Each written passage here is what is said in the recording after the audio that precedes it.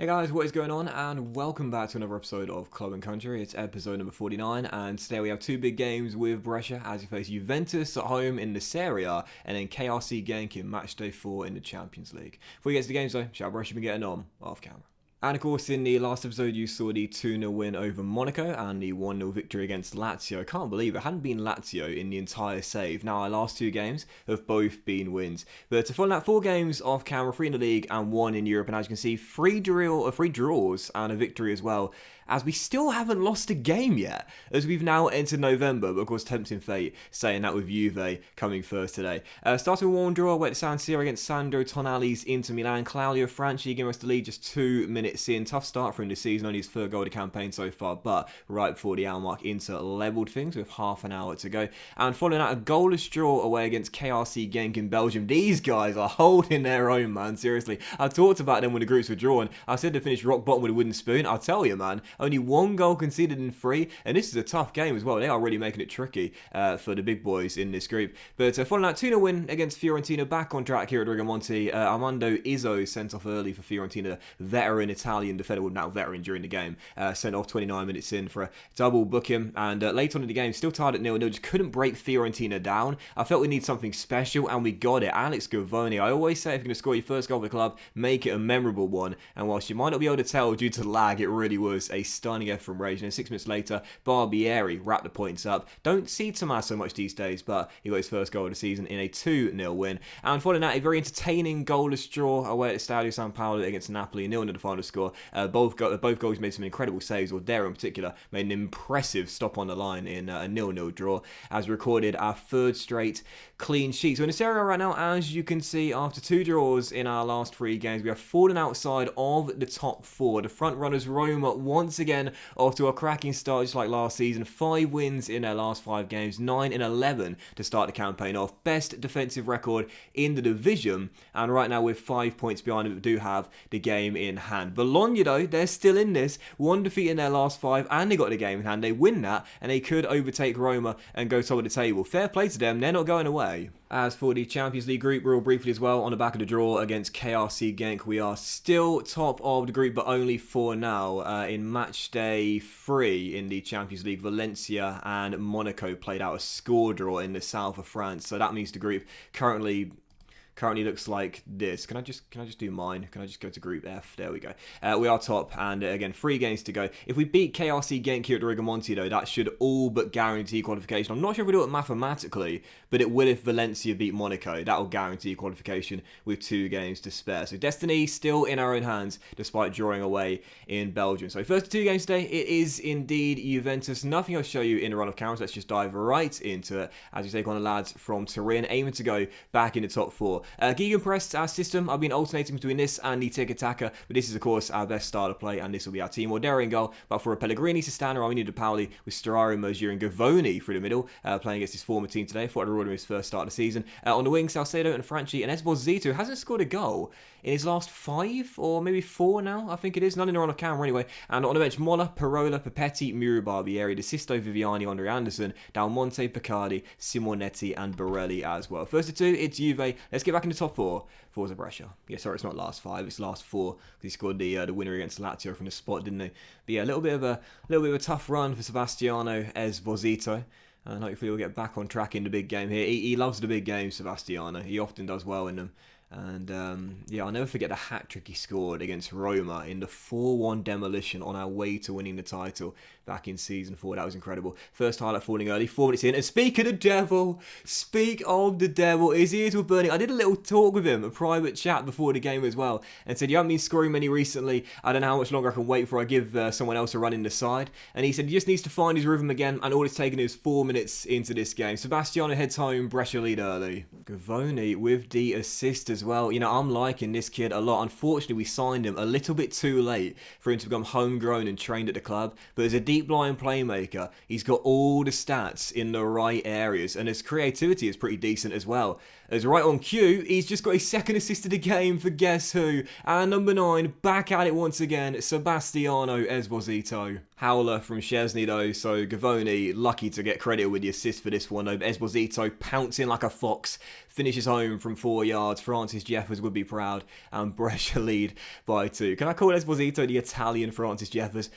Bit, bit of a disservice to his ability, I think. Anyway, 2-0 Brescia. Glad I gave Gavoni the start, though. And we are going to be undefeated still, unless we throw this away to start the campaign off. What a run. And Gavoni right now is looking to get a hat-trick of assists in the first half. And oh my word, Szczesny right now is having an absolute mare. You know, in the second half, I'm going to tell the boys at the break here, nothing in the team talk, but I'm going to change our instructions real briefly and tell them to shoot on sight, because he is clearly struggling out there, and float those crosses in and try and cause him a bit of problem when coming out to claim them. Second half to begin anyway, still leading by 2. These points should be in the bag if we stay in attack mode. And Salcedo wins it back and nods it back to Luca Pellegrini.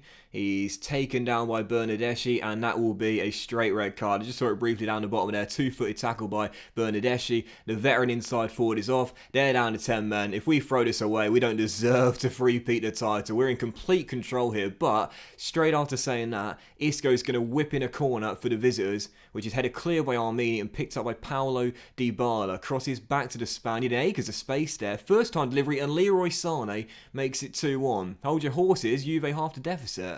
Yeah, I'm not worried. We've been in complete control for the most part in this game. So stay in attack mode and we should find a third goal and restore our 2-goal cushion. Gavoni to Franchi, dispossessed, but De Pauli picks it back up and hits it straight at Szczesny. But Salcedo hits the post on the rebound from a tight angle. He struggled recently, Eddie, and Juve escapes. Still only down by a goal, but stay in attack mode and we'll find a third goal for sure. Ball sent long to Franchi, and oh, he's had an absolute mare. Hat-trick for Sebastiano, but Szczesny, what a shocker from the former Arsenal goalkeeper. 2 of the 3 goals, his errors. I want to see that on a replay, 'cause it's one of those moments where the 2D doesn't tell the full story. So maybe a laggy 3D will help us out better here. Franchi nods on, and oh, Szczesny, you got to be more commanding than that, son. Way too lethargic. You can't just half-arse it, mate. Go scoop that ball up and make it yours. Dive on the floor, mate. 3-1 Brescia. Sebastiano with a hat-trick. 60 grand for the goals today. But surely Brescia now with a 2-goal cushion restored should win. But Sane has scored again. It's 3-2. And I want to see that on the 3D as well. How did he squeeze that in there? That shouldn't have found the back of the net. You know, that's one of the rare times where a player takes a shot from a ridiculous tight angle and it finds the back of the net. It definitely crossed the line, FM, because the goal's been bloody awarded. But 3-2, 32 minutes to go. I'll tell you what, defensively, 3 clean sheets in our last 4, but this is embarrassing. Juve down to 10. We've been in complete control. We gifted them 2 goals here and 2 routes back in the game. Szczesny makes the save, still 3-2. Oh no, surely not. Surely not. Leroy Sane, the man of the moment for Juve, single-handedly keeping them in this game. As Capaldo's dispossessed by Gavoni, who today has had his best game in the Brescia shirt, unsurprisingly when playing against his former team. Sebastiano on the run, dispossessed, and Juve win it straight back. I knew Gavoni would play well today, because again, it's that common thing in Football Manager. Believe me when I say it, if you play a player against his former team, he'll almost always, 90% of the time, put in an absolutely stunning display. Salcedo ghosting from left to right, goes for goal, easy save, still leading by 1. Come on, don't throw this away, man. Don't throw this away. Storaro loses out to Isco, hits it long. Sane, that man, again, what a save by Ordero. Flag stayed down and Emil keeps us in front. Emil Ordero coming up big. He did in the last game against Napoli as well. He made an incredible save on his line. An extraordinary block from a cross into the middle, and Sebastiano has his shot blocked there. Juve will clear, only temporarily though. Salcedo crosses and it's headed away. And straight back to Eddie, and oh yes, puts it in the near post, and that will do it now. 4 for the year for Salcedo. Tough start, just like last season, but if you remember, this is around the time last season, actually no it wasn't, a couple months later, he picked his form up, but Salcedo gets his 4 for the year, and that should do it now. Second time the 2-goal cushion has been restored, and surely we're going to get the 3 points here. We've made hard work of it though. We were cruising, we were in complete control. Juve went down to 10 men, and we really let them back in and let them off the hook. 4-2 though, that should do it now. The undefeated start for Brescia continues. We cut the gap on league leaders Roma to 2 points. I love the body language here, and for Gavoni as well. What a decision to put the young man in. And you know, I talked about when we signed him, I do believe that he will be the long-term successor for Matteo Vivian Viviani. It's kind of, hard to think about replacing Viviani considering how good he's been and consistently good he's been throughout the course of the season. But the kid Gavoni looks incredibly special indeed. Set up 2 of the goals there in the 4-2 victory, and that's now 20 games unbeaten, stretching back to last April. The last defeat we had would have been against Manchester City in the Champions League. Great run for Brescia. The gap cut to 2, and we'll stay in the top 4 after match week 11. And Barry want to take Sean Dyche from my coaching staff to the manager's role there. I'm going to ask him to stay. Come on, Sean. I helped you learn Italian, mate. We don't want to lose you. Okay, I'll get it. You'll make your own decision. Fair enough. But just real briefly on this as well. Some of you guys have been asking me, why I've been hiring foreign staff members in a save called Club and Country, where all the players have to be Italian or eligible to represent Italy. Again, it's just because the save is about the players, not the staff. Again, I'm English, so it wouldn't make sense if I had a fully Italian staff if I was English. The point would be mute. Unless I was managing the same country that I come from. So technically I can only do an English Club and Country in that save. But yeah, I have thought about it. I did discuss it actually at the very start of the series as well. I wouldn't be against in the next CNC I do only hiring coaching staff members and scouts and making the whole club the same nationality as the club itself.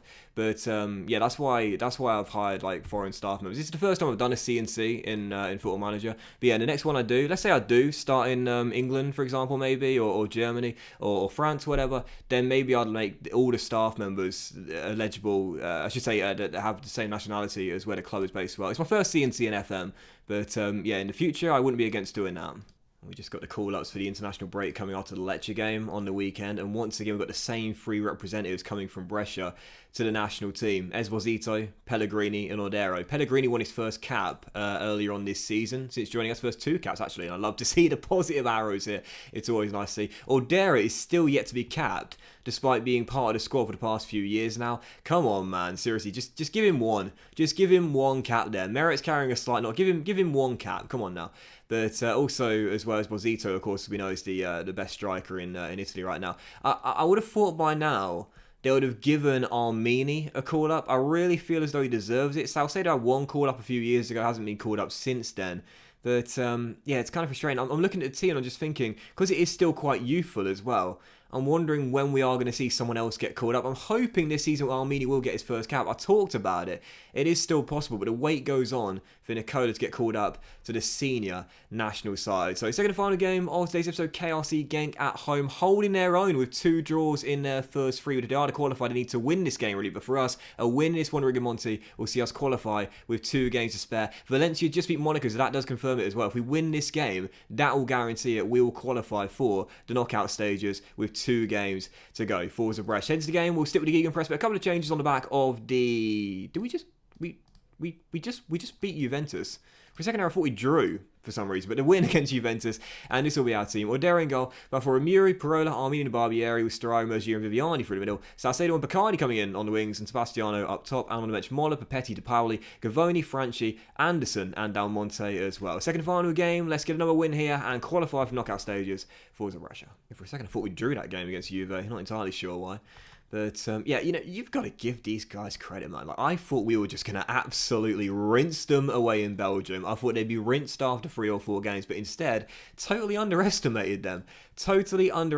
Only 1 goal conceded in 3, and only 1 defeat in 3 as well. If they come here and get a win, then I'll tell you what, 2 games to go. We'll still have Monaco and Valencia to play. It could be a little bit nervy for us. Barbieri down the right-hand side. They're going to settle those nerves early. And Mergia heads the ball off top of the crossbar. Still 0-0. This is what you want to see from Brescia, though. Imposing ourselves on the game early, making our presence known, looking to qualify with 2 games to spare. And what a luxury that will be as well. Now we can rest all of our players for the final 2 game weeks. Great cross by Bacardi, and Salcedo denied by a fantastic save by Van der Voort. Still 0-0. Keep it going. Free kick. Brescia. Stefano, so good from knees, floats one in, and Lorenzo Parola's header easily caught as it's still 0-0, all Brescia, but the longer the game goes on, the more I start to wonder whether we will find that goal to get in front. KRC Genk haven't scored a single goal in the group yet, so they don't pose much threat when going forward, or so you'd think, but again, defensively, they've been watertight, as have we. Haven't conceded once in the group so far, but Sebastiano Esposito fires a goal up. 21 minutes in, 1-0 Brescia. That's only their second goal conceded in the group, but again, they haven't scored a single one yet, so with the second half to come, all we've got to do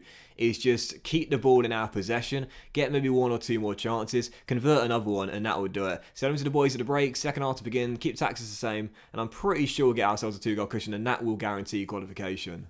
7.5 minutes after the restart. Still, the lead is 1. KRC Genk have got to get going if they're to have any chance of getting back in this, but as Picardi robs his man, he'll roll through Sebastiano, took it a little too far wide, chips one to the back stick, it'll drop to Nicola Muir after Yedlin temporarily deals with it, and as the left back beats him again, it'll fall to Barbieri, who takes it inside and hits the post. Still 1-0. One more goal, that's all we need. I mean, we've absolutely dominated this game, but still the lead is just 1. We put 4 past Juve, but only 1 scored tonight, as Storaro wins it back and Viviani will spread it out wide towards Tommaso Barbieri. A good run for our right back lately, as he'll float one in and Salcedo heads just over.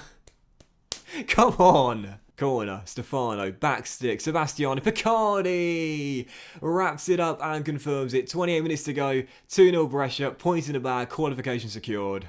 I think for the final few stages as well, as Viviani nods on, as Salcedo's head hits the crossbar, and KRC again, what I want to do real briefly is just downplay our mentality to positive, keep the ball on the ground and play at a low tempo as well, just to conserve energy now, and if I can tell the boys as well to stay on their feet, not pick up silly bookings, as we're still in this group stage with 2 games to go. I don't see anyone get suspended for what could be a knockout game. 3 points in the bag, and again, qualification secured. We've got a lovely Lecce on the weekend as well, so I'm looking forward to that battle. Should be a good one. Barbieri, CP14, trying to beat his man, whips one in, and Salcedo can't get it, but Viviani can, and that should have been free. My goodness, the amount of chances we've missed tonight. Extraordinary. Barbieri to CP14, Del Monte, 3-0, points in the bag. I mean, it's been back for a while now. Look at the stats here, man. I mean, KRC Genk, you know, they only conceded 1 goal in the group until tonight, but now we put 3 past them here to Rigamonti to really assert ourselves. But let's not concede our first of the group, lads, please. Oh, it's a penalty. Penalty off Murgia, handball. And this will be KRC Genk's first goal of the group stage. Oh, it is. Ordero gets a touch, but he can't keep it out. And the Belgians have someone to take home with them on the plane home. Ordero. I thought he was going to say it right down the middle. Gets a touch, can't keep it out. 3-1 though, and the most important thing is qualification is secured. 2 games to go, we can rest all our players for the final 2 games though, against Valencia and Monaco at home as well. It's over, we are through with 2 games to spare, good stuff. And again, you get over $2.25 million for every win in the Champions League group stage. You gotta love that. It's the best way for a club outside of England to raise their money, especially in Italy when the prize money is just so poor in this area. But yeah, real briefly then, a look at the Champions League group. There we are, top of the pile. And I believe if we avoid defeat to Valencia on match day, is it match day 5 or match day 6 when we have them? It is match day, yeah, it's match day 5. If we avoid defeat at the Mestalla, then we will guarantee top spot as well as qualification as well. But it's over now, we're through, that's the most important thing, and heading into the knockout stage. If that was this episode of Club and Country, guys, so thank you for watching. I hope you have enjoyed. If you did, then please drop a like. Much love to you all, have a fantastic day, and what we'll do is we'll return with no point in playing the final 2 games. I don't mind if we top it or finish in second. We'll play through all of these games here, and we'll come back with Roma away from home, league leaders at this stage this season like they were last season, and Milan off to a much better start this season at home as well. Plus we should have a draw for the Champions League first knock around. And since it's episode number 50, let's play Bologna away off to a red hot start, Atalanta our rivals, and wrap up with the Tim Cup in a 5-game special. Have a great day, guys, much love, and I'll see you for the special episode number 50 of Club and Country very soon.